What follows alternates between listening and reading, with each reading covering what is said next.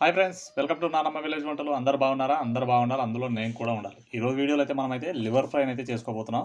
ఇక్కడైతే నేనైతే 300 గ్రాముల లివర్ని అయితే కొట్టించుకొని అయితే వచ్చాను. ఇప్పుడైతే ఇందులో వాటర్ పోసేసేసి శుభ్రంగానైతే ఒక 2 టైమ్స్ అయితే కడిగేసేయండి. శుభ్రంగా కడిగేసేసి ఇలా స్ట్రైనర్లోకి అయితే పెట్టుకుంటే వాటర్ అయితే తొందరగానైతే వెళ్ళిపోతాయి. వెంటనే అయితే స్టవ్ వెలిగించేసి ఒక బాండి అయితే పెట్టేసేయండి. బాండి పెట్టేసేసి ఒక టేబుల్ స్పూన్ ఆయిల్ అయితే వేసేయండి. ఆయిల్ బాగా వేగగానే ఓ 2 రెబ్బల కరివేపాకు అయితే వేసేయండి. అలాగే ఓ 2 ఉల్లిపాయలు కట్ చేసి వేసేయండి. వేసేసి ఒకసారి బాగా కలిపేసేయండి. ఉల్లిపాయలు అయితే కొంచెం గోల్డ్ కలర్ వచ్చే వరకు అయితే వేపుకుంటే సరిపోతుంది. ఉల్లిపాయలు కాస్త వేగగానే ఒక టీ స్పూన్ అల్లం పేస్ట్ వేసేయండి. వేసేసి ఒకసారి అయితే బాగా కలిపేసేయండి. అలాగే ఒక పావు టీ స్పూన్ పసుపు వేసేయండి. వేసేసి కలిపేసేయండి.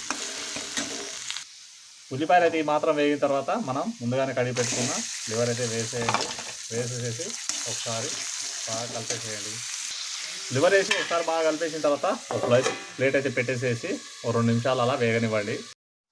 చూసారు కదా, 2-3 నిమిషాలు అయితే మనమైతే మూత పెట్టేసి వదిలేసిన తర్వాత వదిలేయంటే పూర్తిగా అలా వదిలేయకండి, మాడిపోతుంది. మూత తీసి ఒకసారి కలిపేసేసి ఒక 2 టీ స్పూన్ల కారం అయితే వేసేయండి. అలాగే ఒక టీ స్పూన్ ధనియం పొడి వేసేయండి. అలాగే రుచికి సరిపడా ఉప్పు వేసేయండి. ఒకసారి బాగా కలిపేసేయండి.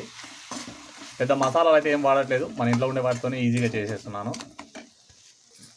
ఉప్పు, కారం, ధనియాల పొడి అన్నీ వేసిన తర్వాత ఒకసారి బాగా కలిపేసేసి ఒక మూత పెట్టేసేసి మరో 2 నిమిషాలు వదిలేయండి. లివర్ ఫ్రై అయితే రెడీ అయిపోతుంది. ఫ్రెండ్స్ చూసారుగా, 2 నిమిషాల తర్వాత తీసేసేసి ఒకసారి అయితే బాగా కలిపేసేయండి. మనకైతే లివర్ ఫ్రై అయితే రెడీ అయిపోయింది. ఇప్పుడైతే తీసి పక్కకైతే పెట్టేదాం. స్టవ్ అయితే ఆపేసేసి పక్కకు పెట్టుకోండి బాండి అయితే దించి. మరి ఈ లివర్ ఫ్రై మీకు ఎలా అనిపించిందో ఈ వీడియోకి అయితే కామెంట్ చేయండి, లైక్ చేయండి. అలాగే మరిన్ని రుచికరమైన వంటల కోసం నా ఛానల్ అయితే సబ్స్క్రైబ్ అయితే చేసేయండి.